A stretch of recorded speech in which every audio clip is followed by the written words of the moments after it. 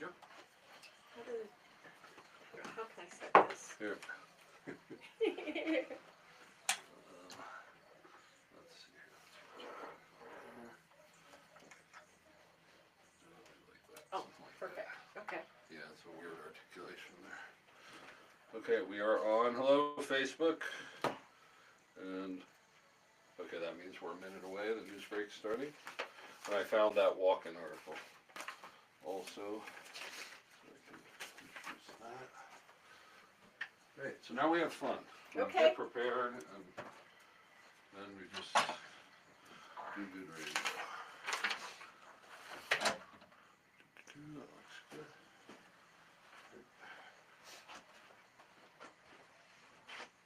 And the volume for the headphones is where it's plugged in under the desk. Okay. Welcome to the Peak News. I'm Chaim Goldman, the Watchman. You're listening to AM 1460 and FM 101.1, The Answer. Welcome to the Peak, where we say the quiet stuff out loud, and we hope that you do too. You know, people ask me why I started this grassroots citizen journalist organization, and I said because I've always liked to help other people share their voice. That's been a thing with me throughout my career. It's why I love to interview people, why I've worked in marketing and communications and broadcasting, and I love the story of it all, and I love to hear it from other people.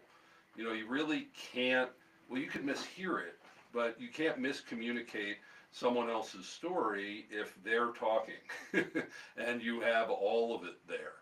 And so this is not about me being on the radio, although I love being on the radio, I love speaking, I love communicating, but it's really about all of us being on, and that's why we started this, as you probably are, regardless of where you are politically, socially, anything. You probably don't like the media.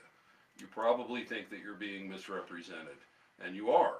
And that's a problem, because when you have reporters who forget what their job is, which is to bring you information in context, if there is a bias, like a commentary, that it's expressed, just like you have with all human beings. When you're talking to another person, getting information from them, you know that that person has a bias. We all do. And so to say that news isn't biased, that's not true. You need to take the humans out of it, and then we end up with AI, and we see where that goes. So we're dealing with human beings like me. You're hearing it from me. So you should know me. But we never do, right? We never know our newscasters. But on the local level, it's really interesting, because you can know me. I live here in the community, and I'm pretty transparent about who I am, what I do, and what I'm involved in. And when I come to do this job, I have a certain hat that I put on, which is to be a journalist and a reporter. But occasionally you'll hear me sort of ranting about stuff, and then you know what my opinion is. And you can take all that for what it's worth to you and decide. Do I like his opinion? Do I not? Either way, you're learning something. And then you decide for yourself, your family, your business. That's what the media is supposed to be. So if you listen to this program a lot, and I hope you do, you'll hear me saying this a lot, because it needs to be said a lot, because we forget what journalism, what the media is supposed to do. And people say they don't want to be told what to think, but here's the deal. You all mostly do, because most people are too lazy to be really good consumers of media, to think critically about it. And so people either get angry or they check out. And I'm challenging you to do neither. I'm challenging you to, first of all, be a really good consumer and demand more of, especially the local media, because that's where most of the information that we can actually do something about comes. What happens in Washington, that's great. What are you going to do about it? But what happens in El Paso County or Colorado Springs, yeah, you can do something about it if you're willing.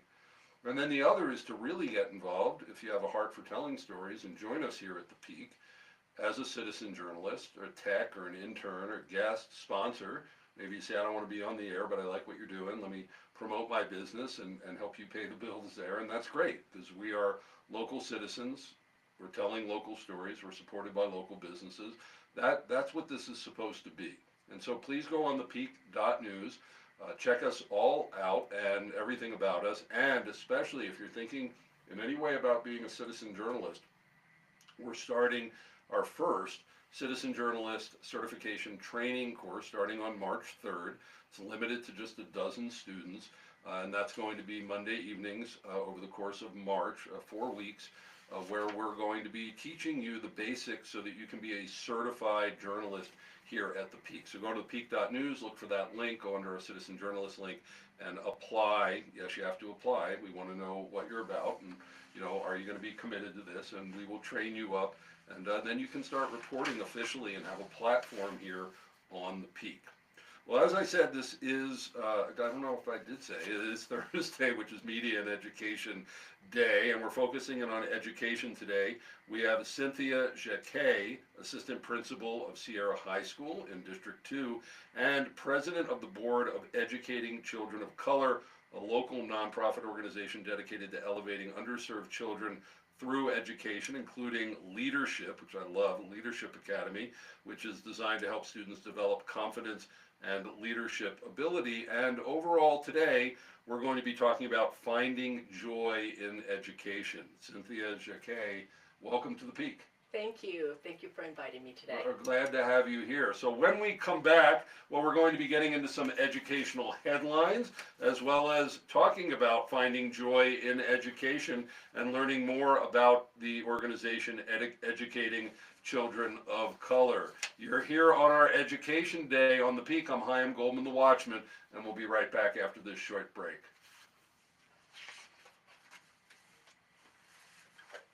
Cool.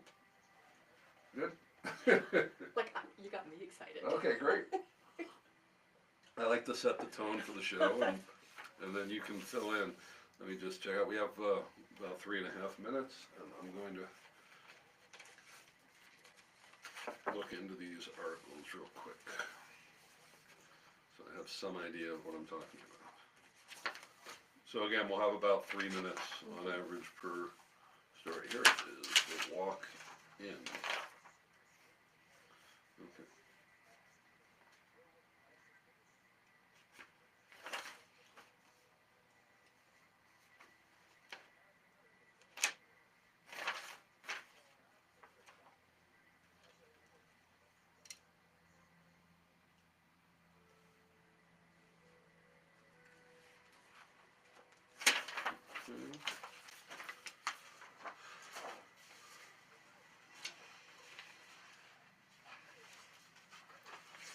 Connections.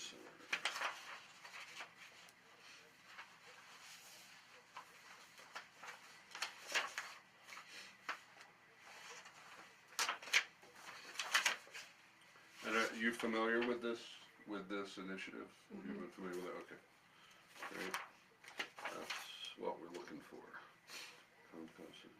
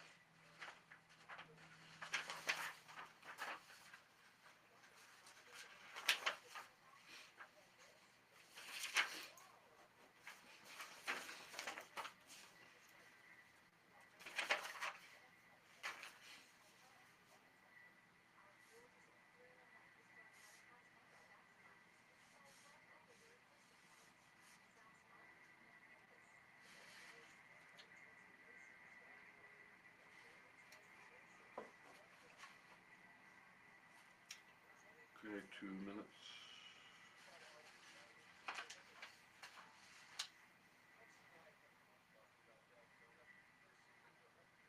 Wow.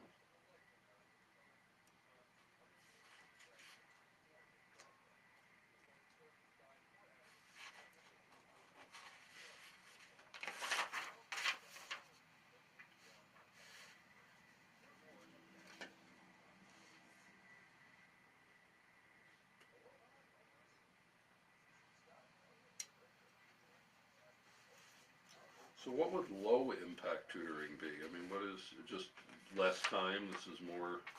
It's Time. not necessarily less time if there's a particular focus. Okay. So high impact means there's a particular strategy, they're collecting metrics, they're looking for growth. Okay. So it's actually tracked. It's not just getting.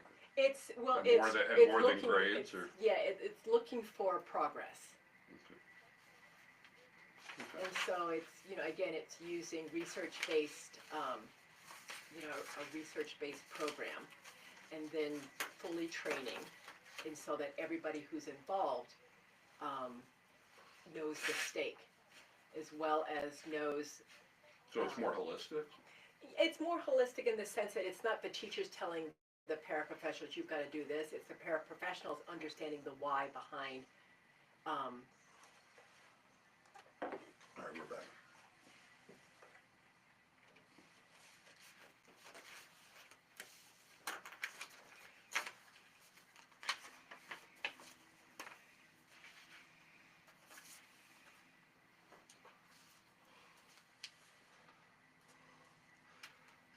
Welcome back to the Peak News. I'm Chaim Goldman, the Watchman. You're listening to AM 1460 and FM 101.1, The Answer. And we mostly like to do upbeat articles here and headlines in our headline segment. Sometimes there's dirty laundry because let's face it, we're in an area of a couple million people across the Pikes Peak region. There's going to be things going on.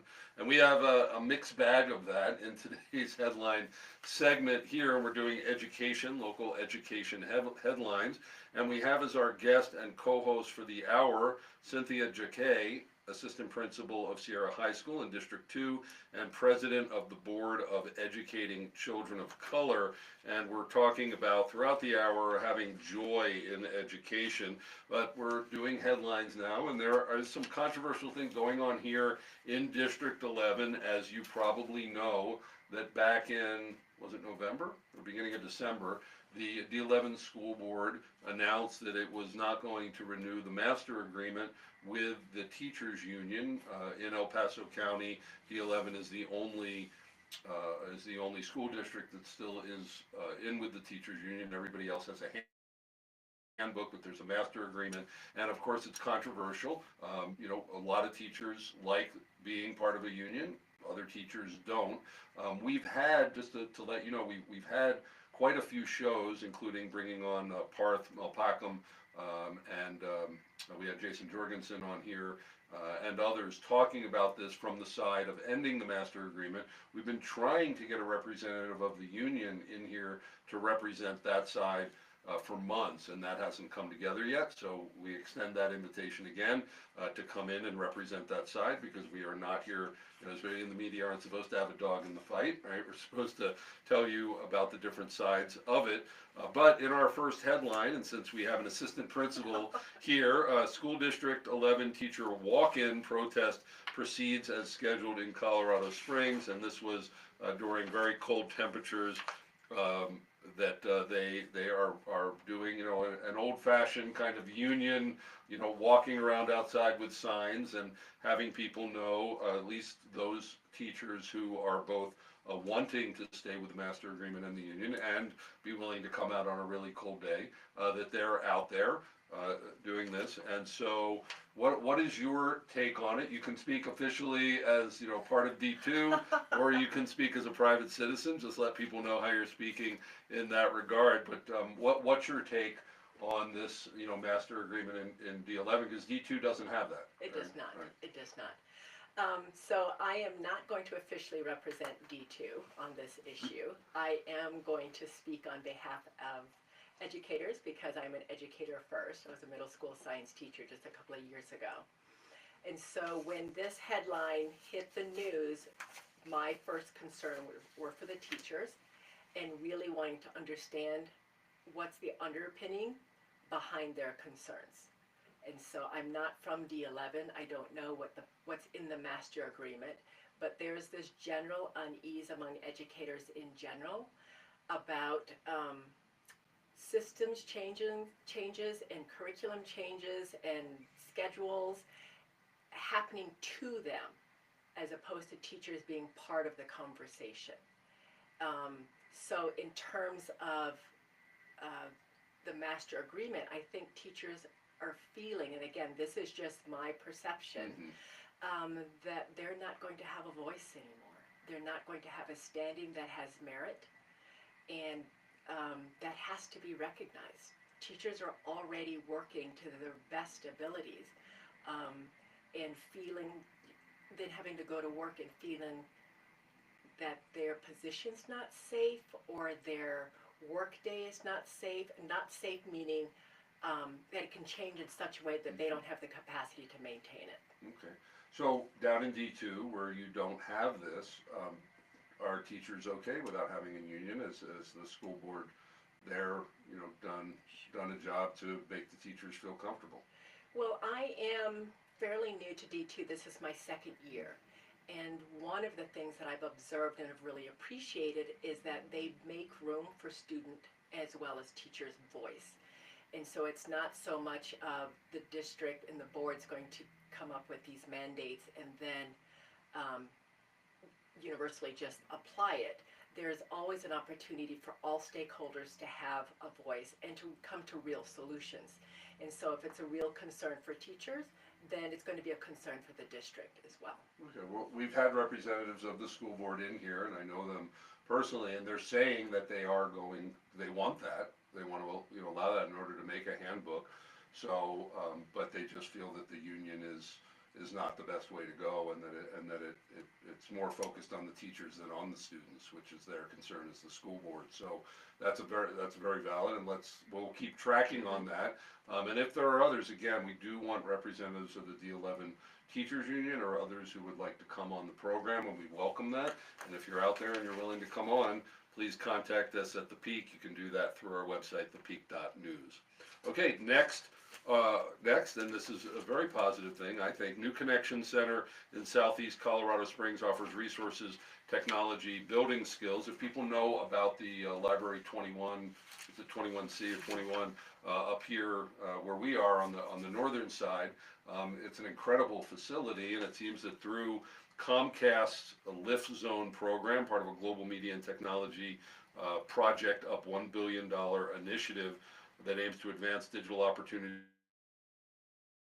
for people across the U.S., that there's funding, and in Southeast Colorado Springs now the center is open in order to serve the public along with tech resources. Visitors at the Connection Center can also take courses for every age and ability. Classes include cyber math, basic coding, and programming, along with tutor programs. And let me see, as I'm flipping through here real quick, the Connection Center is open. It seems to be partnered with the local Y down there, and they're open during regular YMCA hours, which is a lot of hours during the day that this center is open. Cynthia, what do you know about this new center? Well, I know that, since I work in that part of town, Southeast Colorado Springs, that there is a desert of resources that our community members can access. And so if you have transportation issues, if you have unforgiving work hours, it's really difficult to get to the northern part of Colorado Springs to visit 21C, as great as it is. And so to have that resource right in your backyard is invaluable. We're moving towards technology. We're looking at technical skills. And so to have it available to students as well as to parents, they can get certification. It's a game changer. And it also allows all community members to see them as part of the change that's happening. They're not going to be left behind. We're putting measures in place for them. Okay, so if you're down on the south end, or even if you're not, but check it out, the New Connection Center down there by the Y, and see what you think of it. Lastly, this is from the Gazette, Harrison D2, that's where you're from, addressing learning losses with high impact tutoring program, and it's talking about different grants that were given to other districts too, but D2 received $500,000 for this. What is high impact tutoring versus low impact tutoring, and why is this significant? So high impact tutoring, well, there isn't About a minute. Low impact, but high impact tutoring basically means that it's very intentional and it's targeted and it's looking for metrics of growth. So how is that accomplished? And so that's accomplished by training teachers as well as paraprofessionals working in small groups with students based on student needs, and then providing tools and scaffolds so that children will develop literacy skills. So the goal is for kids to be at grade level by third grade, because study shows that if they are, then they'll continue with academic success. And so, what are some of the key components here that change it from what we would know as old-fashioned tutoring? That I'm afraid I don't know, being a high Okay. school assistant principal. Okay, okay, well, thank you for that. So if you're in D2 or others and your children need some extra academic help, ask them about this because they've received money in order to provide it to you. So get that money where it's supposed to go, which is helping your children. Hi, I'm Goldman the Watchman. We're here with Cynthia Jacquet talking about joy in education, and we'll be right back. Cool. Okay, sorry to stump the band there. Okay, you're up in 3.5 minutes. You're Okay. up for segment number 3. Mhm. Here with your monologue. Yes. So get ready for that. Just Okay. keep the energy up. And Yes. any questions? You comfortable? Things No, flowing? no, you were Okay. making this very enjoyable. Okay, Thank thanks. you. That's what I Sweaty try to palms do. and That's what I try to do. That's what the structure does. It makes everybody know where we're trying to head, and so it's not just some big open a canvas yeah. to paint for an hour, which I know can be. I stare at that canvas every day, so I understand it. What are we gonna do? So, okay, great. Let me just get some info from him in the booth. You're good with water now? Yes, I am. Thank you. Okay, where are we on the way?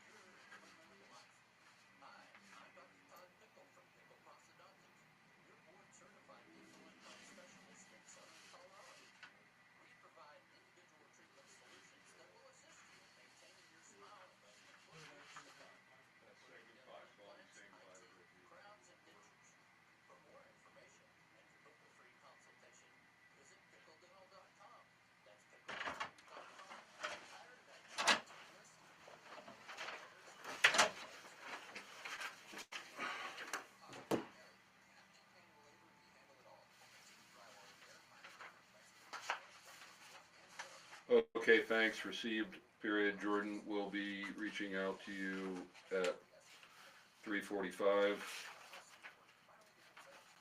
period. We'll have about 4.5 to 5 minutes for the segment, period. Please give me some breaks so I can chime in and keep the timing tight, period. And remember to be concise, period. Thanks, exclamation point.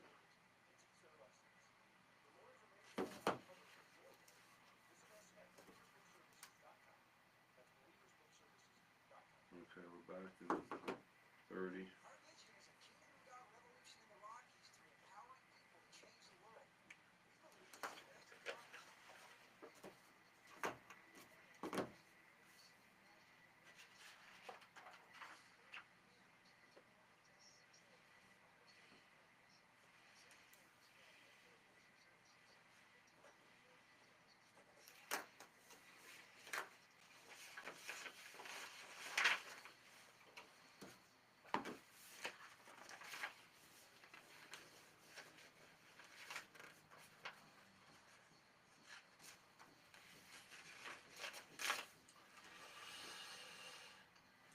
Welcome back to the Peak News. I'm Chaim Goldman, the Watchman, and no, we are specifically here to not lie to you. We're here to bring you the truth. I know that's a strange thing when you're listening to the media, because you pretty much expect that. You put your filters up, but you should still have your filters up. Be a consumer. Question what we say, absolutely. Question what our guests say, but think about it and consider what they have to say. That's the part that's really gone away. We just shut down and we go, "Who are you?" Okay, I'm not listening. Or who are you? I'm just going to believe you no matter what. And I don't know when human beings started doing that. It wasn't too long ago, but not really good for our society. Turn your brains on, think, and we can, we can get the country, and more importantly, the local community that we want. Well, we're here on Education Day with Cynthia Jacquet, who's the assistant principal of Sierra High School in D2 and president of the Board of Educating Children of Color. And in this segment, Cynthia is going to talk about having joy, being joyful in the educational space. Cynthia Jacquet. Thank you. Thank you. So I just want to share some musings, and this is not going to be data heavy. It really has to do with celebrating the art of educating our wonderful children. So we've come to a place in time where there's such a divide between educators and an education system and the community that we serve. And so my goal is, especially as an assistant principal, as well as a parent and an educator, is to bridge that divide as much as possible. And the first way that we can do this is just looking at teachers through the lens of just being human. So they are not, they're not this prescribed monster. They're really moms and dads who fell in love with education, fell in love with helping young children grow, and have decided to choose that as a profession. I think part of the challenges is that the profession has not changed as quickly as our country has changed and as our demographics in this part of Colorado Springs has changed. And so there's been some growing pains. And with these growing pains, there's an association that something is broken. It's not so much that education is broken, it's just we need to look at what are the real issues. And so we have a huge teacher shortage going on nationally. Seasoned teachers as well as brand new teachers who want to, who are reconsidering their position. I would say that let us focus on holding on to the teachers that we have and looking at them as humans. As an assistant principal, it's my goal to develop relationships and find out who they are as humans and what do they need to be the best selves at home as well as their best selves at school. And this will translate into teachers being able to model that and provide that for their students as well. There's nothing more exciting than being in a classroom full of kids when a child finally gets it, or a child that's been difficult to reach finally comes to you and says, and asks a question. Those are the kinds of stories that we share with one another, and those are the kinds of stories that we share with our families. And that's what I want to bring back. I want to bring back that sense of celebration, and celebrating what's working, celebrating the human connection, celebrating that we have a common good of wanting the best for our children. We all want that. And so coming to the table and then being to discuss, let's figure out how to get this done. So when you think about creating joy in this environment, which can be very contentious, parents are sending their children off, they may not like, the results of everything. What do you do especially, and by the way, as an assistant principal, are you the one who, is a disciplinarian in this case, like the old-fashioned? No, we have our deans, but we're all part of that. And we don't look at discipline as in discipline. We look at how can we redirect and correct. Okay, so you don't have a paddle in your office or anything like No. that. They probably made that illegal a while ago. But how do you create this, where there's so much pressure, students are under pressure, parents are, there's a lot of money, so much basically, our property taxes are all about education. How do you keep it joyful? Part of it, again, is going back, looking at the human component. And so at the high school level, at Sierra, we've actually developed or adopted our own PBIS program. And basically that's celebrating when our teachers are doing well, just as effectively as when our students are doing well. Okay, thank you. You've been listening to Cynthia Jacquet, Assistant Principal at D2. When we come back, we're going to be talking more about having joy in education and educating children of color organization. Okay, we're back in 2 minutes. It's a short break. Okay. You're absolutely right, it does fly by. Yeah, it does. On paper, like 5 minutes seems like such a long time. Yeah.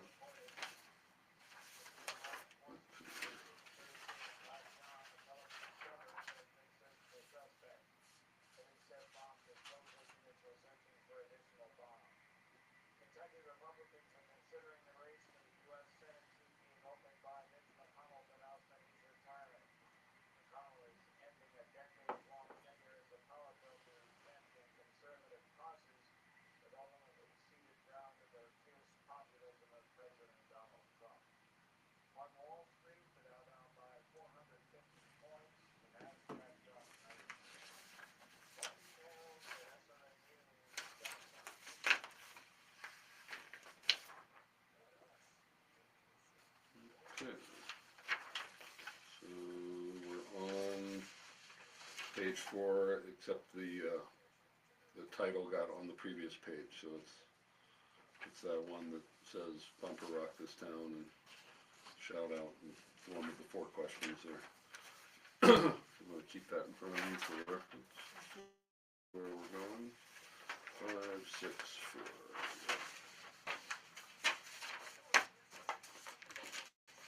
Okay, we're back in 30. We're still, oh.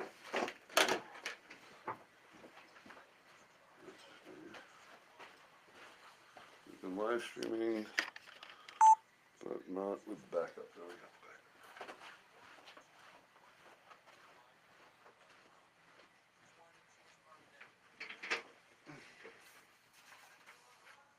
We're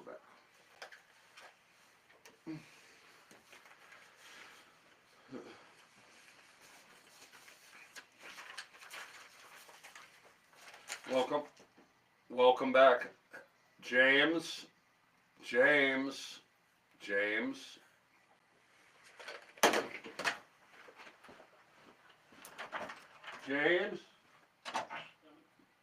Get here, man. We're back. I got it. Oh, you're over there?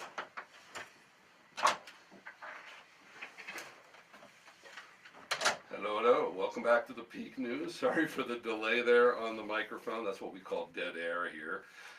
You're listening to AM 1460 and FM 101.1. The Answer. It's our media and education day. On the Peak, we say the quiet stuff out loud.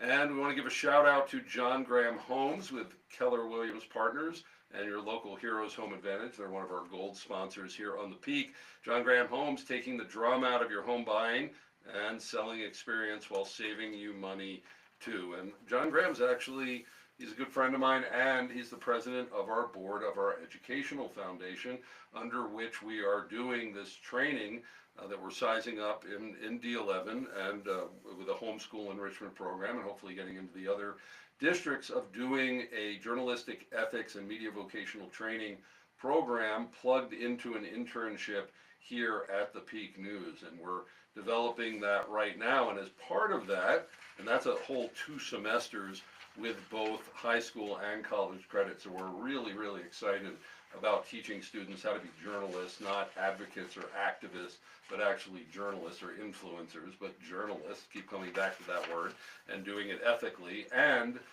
we are training adults also in a much shorter way, and we have a citizen journalist certification course that's starting on March 3rd. It's going to be 4 Monday nights in March, so that you can become an official citizen journalist here at the Peak. Go to our website, thepeak.news, and you'll find it all over. We're promoting it now. You do have to apply. We're only going to have 12 students in the course, so if you're interested, go check it out. All the information is there, and fill out the application. Well, we have here as our guest Cynthia Jacquet, Assistant Principal of Sierra High School in District 2 and President of the Board of Educating Children of Color. And we're going to be talking about, as we have been, finding joy in education, and in this segment talking about Educating Children of Color, the organization. Cynthia, why are you in education, and was this something that you, just wanted to do your whole life? Not at all. Not at all. Went to school for medicine, ended up in hospital administration on the East Coast for a number of years, had children, and relocated back to Colorado. My father was in the military, so we were based in Colorado Springs. And you know what? It was really based on Providence that I fell into education. So my littlest one started kindergarten, and I wanted to still be near him. Was a room mom, and then became a teacher's aide, and then trained to become a paraprofessional. My teachers who I served saw potential in me and encouraged me to take the alternative pathway to get my license in science. And so science is what you were Yes. teaching? Okay, at what grade level? I landed in middle school and absolutely loved it. But now you're an assistant principal. I So know. what are those duties entail? Believe it or not, high schoolers would beg to differ, but they're very similar to middle schoolers. So they think that they have full capacity to make decisions and do all these things that they don't realize that no, you've got some growing to do, you've got some learning to do. And so a lot of it has to do with just making sure my teachers are in positions that they can do the best that they can do. Also creating a safe environment so that my students can come and learn, as well as enjoy the different clubs and spending time with friends, because that social component is really important. School is the greater part of a child's life through K through 12. We want to make sure that it's enriching as possible. So you came into education, well, you know, somewhat unconventionally, and a lot of people, they come from different, you know, parts of their life and bring that in, but how has your background caused you to notice, let's say, challenges in the educational system? People might say problems within the system for certain students, maybe not others that don't fit the mold. I know I was someone that never fit properly into the educational system. I really didn't like being in school at all. Because it very much, you know, it's becoming, and I'm learning this by having a lot of education people on, it's not so one size fits all anymore. There's a lot more, especially at the high school level. But what are the things that you've noticed within the system that you think need to be addressed? Well, the first thing I want to point out is that when I was in hospital administration, I actually worked at a public hospital in downtown Providence, Rhode Island, and we served the underserved. And we saw. When you said it was Providence, I didn't know you were being literal. That Providence brought you into education, but you're being, that slipped by me. Okay, keep going. Sorry, it just caught me. And so I worked with wonderful families and children in the clinic, and I found that there were needs there that the hospital staff and the clinic staff were trying to meet. And for example, would be something as simple as literacy. I would see little ones, 4 years old, 5 years old, would come in and they're waiting for their appointment, and we would always give them a free book, and we had volunteers that would sit down and read with the children. Sometimes the children didn't know how to hold a book. They were holding it backwards or upside down, or they were turning the pages too harshly. And so that has always stayed or with tapping me. the page like something's going to happen. Not at that time. Oh, okay. But so my eyes were opened, and I had, you know, my 2 children, absolutely wonderful and brilliant in their own ways, didn't learn the way most kids learn, and so I saw them struggle in ways that I found a little disheartening. And so I think by the time I got into the classroom, and especially having spent 4 years working as a paraprofessional with special needs children, my lens had been expanded. I was able to identify kids who were just kind of falling through the cracks, but because they're so quiet or, weren't really being traditionally disruptive, they wouldn't be noticed. So what are some of the key ways that that's manifesting, and how do we go about addressing it? So let's just look at attendance rates right now. And so it's dropped tremendously post-COVID. The numbers in Colorado, attendance rates overall is improving, but chronic absenteeism is still a problem.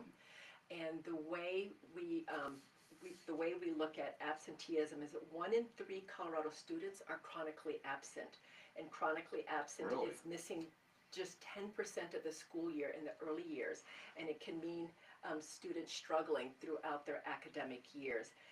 By 6th grade, missing only that much of school is strongly linked to course failure and even eventually dropping out of high school. And that's just 18 days of the school year. So that's a huge issue. We also have problems we're dealing with teacher burnout, as I said before. We have record number of teachers who have decided to leave the industry, or decide, I don't want to work at this school district, I'll move to another school district. So there's just a lot of dissatisfaction and this feeling among teachers that their needs as a practitioner of education, their needs aren't being met. They're being overlooked. And the third concern is just mental health. Children are really struggling, as well as parents, as well as teachers. So we obviously can't address all of that here, but if we sort of go up to a 35,000 foot level, what is this about, or do we even know that these things are going on? Are we asking the right questions? that's a really good, that in and of itself is a really good question. I don't know if there is one particular question. It's easy to say education's broke, let's throw it out and let's redo it. But education is one of those rare gems where we just have to identify where the challenges are and try to come up with solutions while we're steering the boat. Like, we don't have that option. We're serving real lives. And so I think looking at it, if we look at it from a humanistic standpoint and find out what are needs that are being met, general needs for teachers and general needs for the students that we serve, that's a good starting point. So tell us about Educating Children of Color. You're the president of the board of this organization. And of course, whenever we hear this, we go, what is this, another DEI thing? You know, special rights because of skin color. I mean, all these things seem very un-American. Give us a quick background of the organization and what you do. Yes. So Educating Children of Color is a nonprofit. We're going into our 18th year.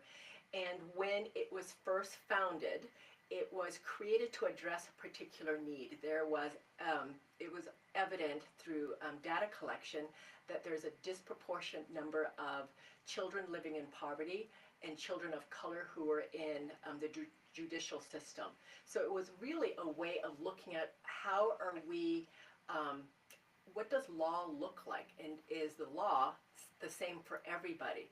But now we moved so beyond that we've got multiple school districts taking place, participating. We've got teachers from all school districts as well as throughout Colorado who come in and join our conference. And what are the programs that you? And so we have an annual summit conference that we have in January, and that's where we bring local leaders, business industry leaders, educators, as well as speakers from around the country to come and speak on various topics. We have topics specifically for youth, topics specifically for educators as well as adults. And guess what? We believe in this work so much, we don't charge parents and we don't charge children. We don't charge youths. So the website is educatingchildrenofcolor.org. Yes. We have about 20 seconds left. Just real quickly, tell us about this gala on April 5th. So we have a fundraising gala on the 5th of April, and this is where we celebrate people who've contributed greatly to ECOC, but we also get to celebrate the work of our students through Leadership Academy. Okay, and that's taking place at the Air Force Academy. You can find out more about it at educatingchildrenofcolor.org. Cynthia Jacquet, thanks so much for being on The Peak. Thank you. When we come back, we have investigative journalist Jordan Baldwin giving an update on the Mayor Yemi hate crime hoax. There's a lot going on. We'll be right back. I need like 30 more minutes. I know. That's the way the show is. But thank you. Thank you. Absolutely. Thank you. Again, you're welcome to stick around, but that's Do you need but this you're back? done. No, you can keep it. We have multiple copies. Perfect, thank Or you. throw it out. It's up to you. Let me ask James if James can come in and take a photo. James, can you hear me? Oh no, he's taking a phone call. He's calling Jordan. Let's see.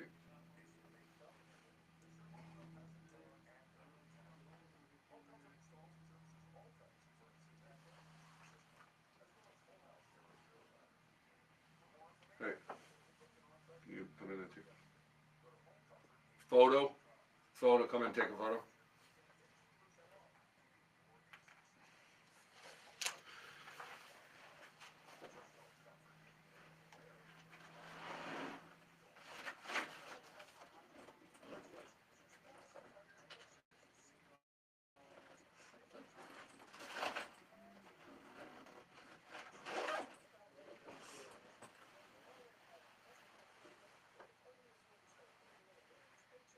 Okay, he's coming in. We'll take a.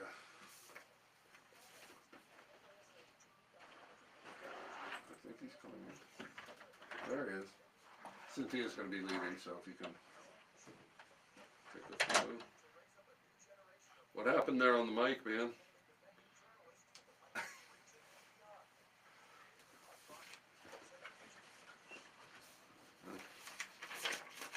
Alright, if you want to move in just a little bit to your left.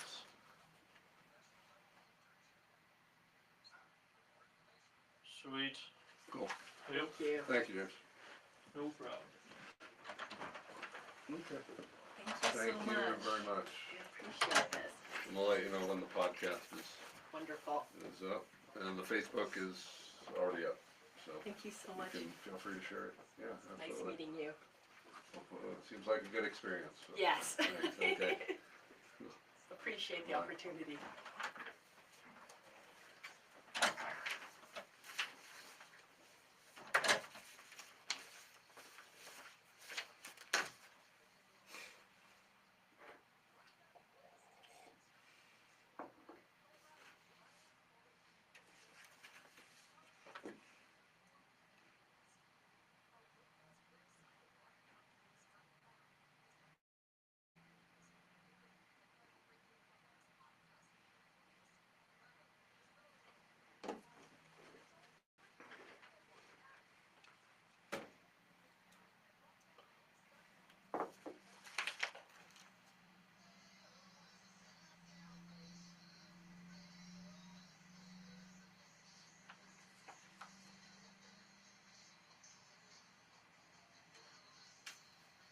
Welcome back to the Peak News. I'm Chaim Goldman, the Watchman. You're listening to AM 1460 and FM 101.1, The Answer. And if you've been a fan of the program and listening to us for any length of time, back in November, there was an article in the Daily Wire making an egregious accusation against our mayor, Mayor Yemi Mobolade, that this hate crime hoax that happened during the election campaign for mayor, that he knew about it, he was aware of it, he was in communication with those who perpetrated it, and while most of the media in town pretty much almost seemingly ignored the story, it was sort of strange, we jumped on it because that's what local journalism is supposed to do, not to sensationalize it, but to report on it. If Mayor Yemi is guilty of what he's been accused, then he needs to be held accountable. If not, his name needs to be cleared, and that is what the media can do as well as law enforcement. We can do things that law enforcement can't necessarily do because people will talk to media confidentially in a way that they aren't able to with law enforcement. So Jordan Baldwin, who is our lead investigative journalist here, is on the line to give an update on what's going on because we're heading into the trial of those who were accused of this hate crime hoax. And they have actually put in a plea, which is very interesting, or they've exposed their strategy. Jordan, you on the line? Yes, we can. So what recent filings have you uncovered in this case that most people are not yet aware of?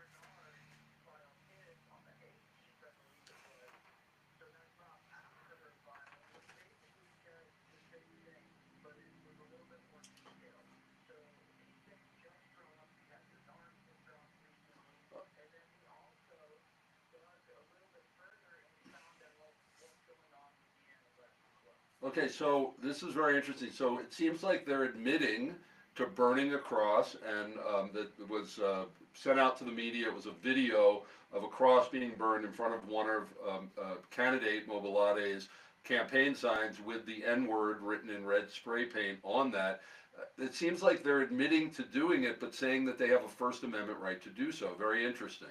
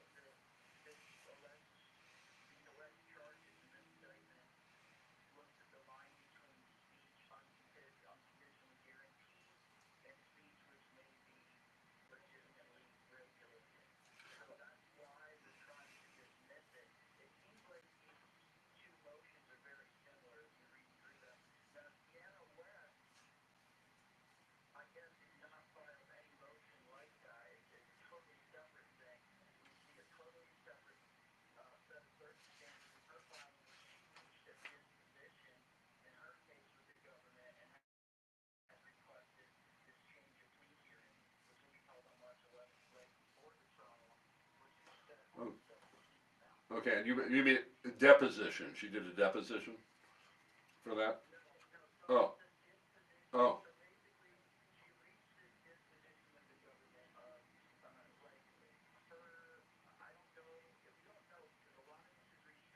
okay, hey,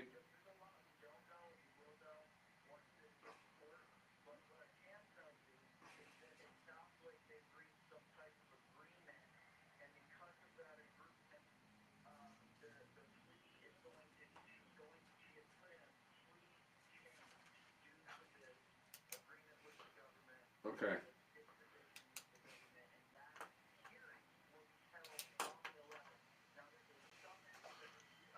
Hey, Jordan, we just have about 20 seconds left.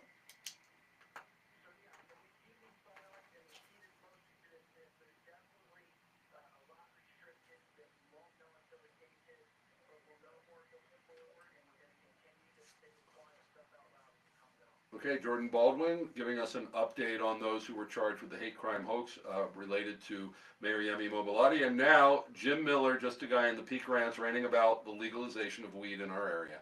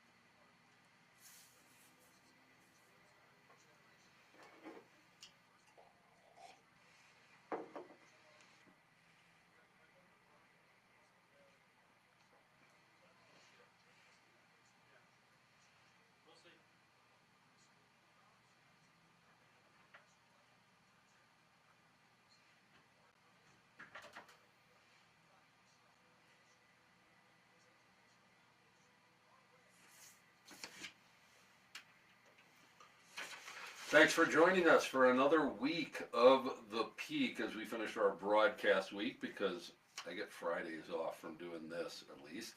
And Dirk Hobbs in the Southern Colorado Business Forum is here 3 to 4 p.m. on Fridays, so tune in for that. We want to encourage you, as we always do, to be not a passive listener, but someone active in our community. If you're doing something, anything that's just outside of your day-to-day, even, just helping people in your neighborhood, maybe you're involved in the political realm, the education realm, maybe you're doing some active things in business, whatever it is, I encourage that. Just be doing something other than just living your life for yourself, going home, putting on the TV or watching videos or playing video games or whatever, just vegging out. The way that we make this community better is all of us being involved, and yes, we need to learn how to have better conversations with each other, and part of that is that journalism has to not incite us to our differences, but encourage us to understand each other, understand all the different sides of the issues, and to have a dialogue. And if you'd like to learn more about how to do that and become a citizen journalist here at The Peak, we are starting our citizen journalist certification course, 4 weeks in March, Monday evenings. Go on our website, thepeak.news, look for that. It's pretty easy to find on the website. It's on our citizen journalist page on there. Make application because it's starting on March 3rd, and we want you to be part of the course and helping us to tell the stories here and say the quiet stuff out loud in our region. Coming up on Monday is Bob McLaughlin, Executive Director of the Mount Carmel Veterans Service Center, so tune in for that on Business and Culture Monday. Now stay tuned for the Larry Elder Show coming up next here on The Answer, and check out our almost 200 podcasts on the podcast page on thepeak.news. The Peak, we say the quiet stuff out loud, and with your help, we're saying it even louder for such a time as this. Shalom. Have a great weekend.